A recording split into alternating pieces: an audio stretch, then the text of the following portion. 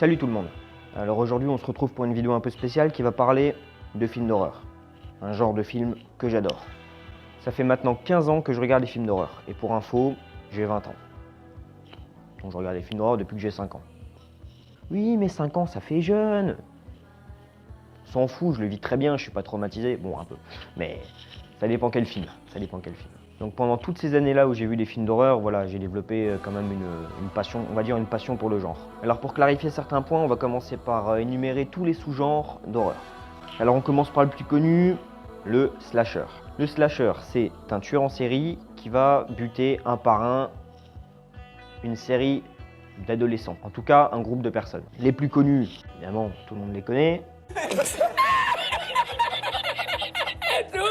Les plus connus, Scream, je crois qu'il y en a eu 4 et je vous les conseille, c'est des très bons films. La série des Halloween, j'aime moins bien mais c'est plutôt cool. La série des Vendredi 13, pas mal non plus. Et pour finir, un que je kiffe, Massacre à la tronçonneuse, que je vous conseille. On continue avec un deuxième sous-genre, donc cette fois-ci ça sera les Rapes and Revenge ou les Survival. Alors les Survival, son nom l'indique, c'est un personnage qui doit survivre dans une situation extrême, simplement. Donc on a par exemple La dernière maison sur la gauche, le terrible Eden Lake. Ce film-là, il montre vraiment la saloperie de la race humaine, on va dire.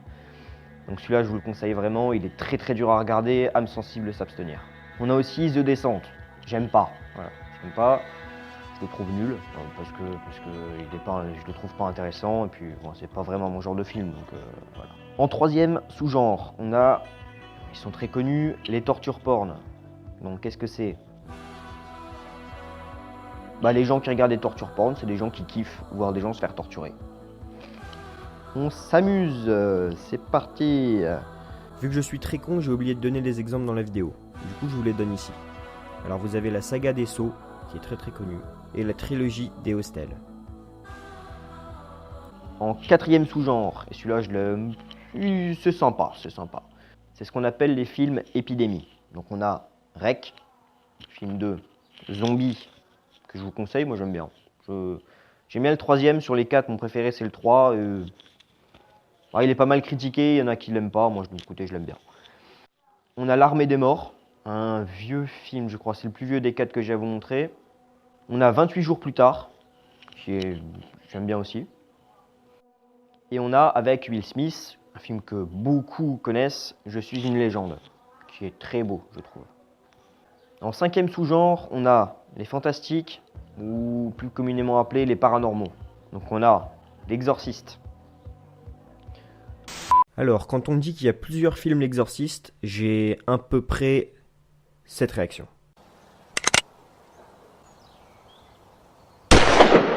On a aussi les très connus Paranormal Activity. Sur tous les films Paranormal Activity, mon préféré c'est Tokyo Night, qui est un hors-série on va dire. Je crois que c'est le 5, The Ghost Dimension. On passera sur mon accent anglais, merci. Le premier est un des meilleurs aussi évidemment. Le pire, le 4 il est dégueulasse. Vraiment il est horrible. Je déteste ce film. On a aussi le célèbre Projet Blair Witch, que je vous conseille. Mais alors, le premier, hein, pas le deuxième. Le premier est excellent, le deuxième, il est nul. Enfin, moi j'aime pas. J'aime vraiment pas. On a aussi la série des The Ring, qui est excellente et qui fait bien flipper. On a le film La Voix des Morts. Alors celui-là, c'est un petit kiff personnel. C'est un film que j'ai trouvé une fois en regardant la télé. En plus, je regarde jamais la télé, donc j'ai eu de la chance. Je peux que vous le conseiller. Moi, c'est un film que j'ai regardé 2 ou 3 fois et franchement, j'ai bien aimé. Et on a aussi un film que j'affectionne énormément, The Grudge. Et ceux qui le connaissent, je les vois déjà sourire.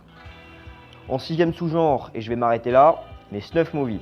Je vous donnerai aucun exemple parce que c'est le genre de film que je ne cautionne absolument pas. Alors les plus célèbres, c'est en gros un mec qui en torture un autre ou un mec qui torture plusieurs personnes, ou etc. Enfin, des gens qui en torturent des autres, des viols. Alors on peut trouver de la pédophilie, toutes sortes de viols, hein, c'est une horreur.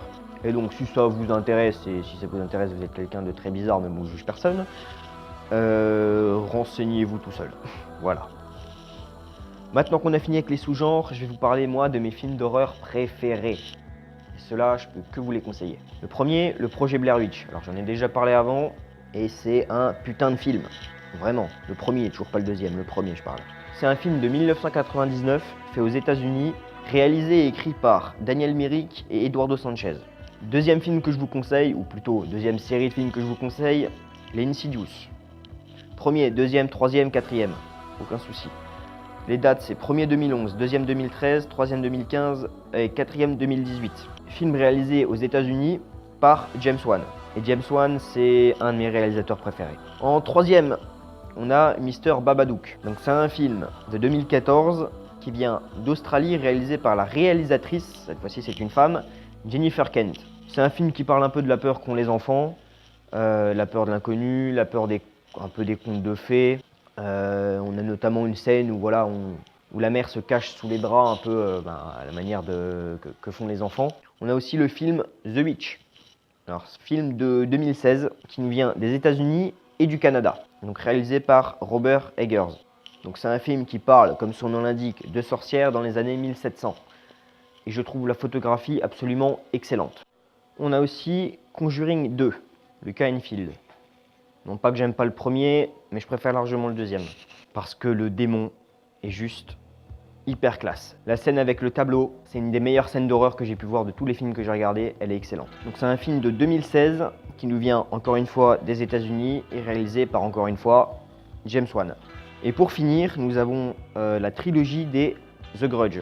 C'est un film que j'ai vu quand j'étais plus jeune, je devais avoir, je sais pas, peut-être 6-7 ans. Je suis tombé dessus par hasard. Et ce film m'a traumatisé jusque mes 12 ans. Jusque mes 12 ans, je flippais tout le temps. Le bruit que la meuf fait dans le film est horrible. Tu me le faisais quand j'étais gosse, je me chiais dessus. Et jusqu'aux 12 ans, pourquoi 12 ans? Parce que j'ai eu les couilles de le regarder avec ma meilleure amie de l'époque, que je salue si elle regarde cette vidéo.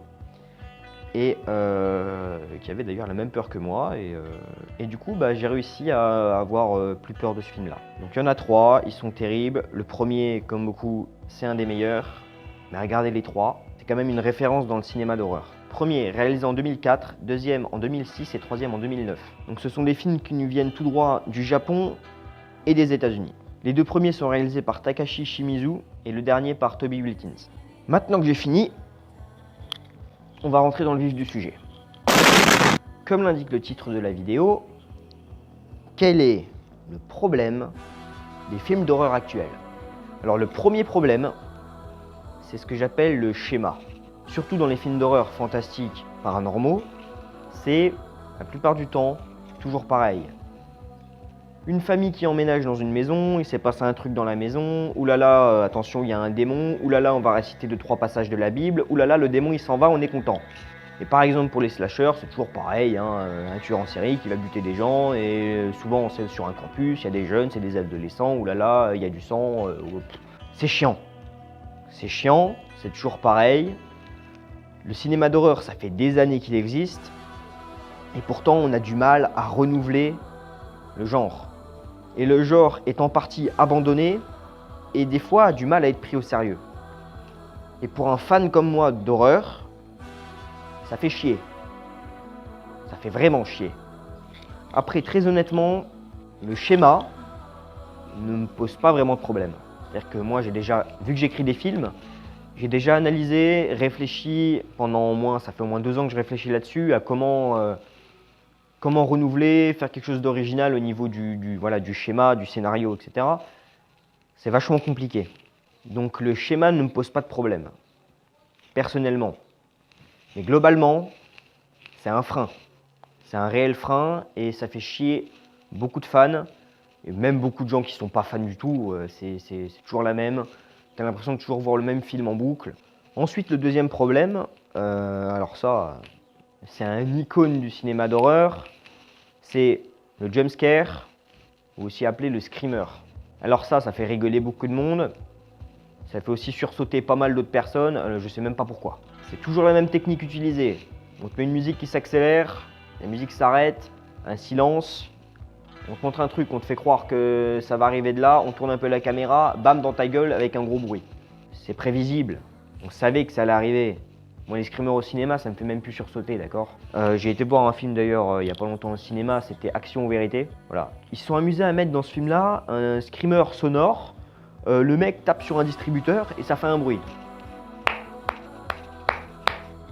Le moyen de faire marcher un screamer, c'est pour ça que j'adore James Wan. La série d'Insidious le fait très bien. Le Kindfield, donc Conjuring 2, le fait à merveille aussi.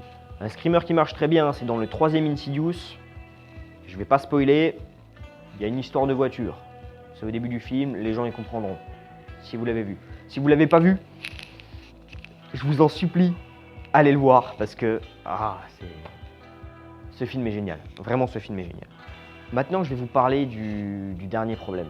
Et là, à mon avis, c'est le pire. C'est le pire. Quand les gens vont voir un film d'horreur au cinéma, ou même ils veulent voir un film d'horreur tout court, c'est pourquoi? Vous avez raison, c'est pour flipper leur race. Les gens veulent voir des films d'horreur pour flipper, d'accord? Je parle bien des films d'horreur actuels, hein, ceux qui sortent en ce moment au cinéma. Donc, je fais une exception sur les films du style, encore une fois, j'insiste là-dessus, mais Insidious, ils font bien flipper. Certains films comme ça marchent très bien. Mais c'est le cas d'à peu près 5 à 10% des films qui sortent au cinéma. Il faut quand les gens sortent de la salle de cinéma, ils flippent, d'accord? Ils flippent à l'extérieur. Comme les plus vieux, quand ils ont été voir le premier Exorciste, ils sont sortis de la salle, moi on me l'a raconté, ils se sont chiés dessus, d'accord? Donc même nous maintenant, si ça nous fait rire l'Exorciste, ça a évolué. Mais il faut que maintenant, quand on sorte un film au cinéma, les gens flippent quand ils sortent de la salle en fait, et même qu'ils flippent 2 semaines après, on s'en fout. Mais il faut que ça fasse peur, d'accord? Maintenant, qu'est-ce qui se passe? Si on fait vraiment un truc qui va faire flipper les gens. La plupart des films qui vont sortir au cinéma, c'est interdit ou déconseillé en moins de 12 ans. 12 ans, d'accord? Si on sort un film qui fait vraiment flipper, il sera déconseillé ou interdit au moins de 16 ans. Mais qu'est-ce qui se passe? Eh bien, le film fera beaucoup moins d'entrées. Donc, qui dit moins d'entrées, dit moins d'argent. Et j'en ai marre, moi j'en ai vraiment marre de ce rapport à l'argent. L'argent, ok, c'est important quand tu fais un film, c'est important quand tu fais un métier, c'est important quand tu as une passion d'en vivre, etc., etc., etc. À un moment, il faut arrêter. Vous faites des films d'horreur pourquoi? Pour faire flipper les gens ou pour faire de l'argent? Je sais pas, moi, c'est des questions que je me pose vraiment quand je vais voir un film d'horreur au cinéma et que je ressors que je flippe pas, quoi. Sur ce, moi, je vais vous laisser là. J'espère que cette vidéo vous aura plu. Et j'espère surtout que quand je retournerai voir des films d'horreur au cinéma, eh ben je flipperai, putain, parce que c'est quand même le but. Moi, ça me fait chier. Je pense que vous l'aurez compris, d'ailleurs. Partagez-la au maximum. Mettez un j'aime si vous avez aimé la vidéo. Abonnez-vous à la chaîne. Ciao tout le monde!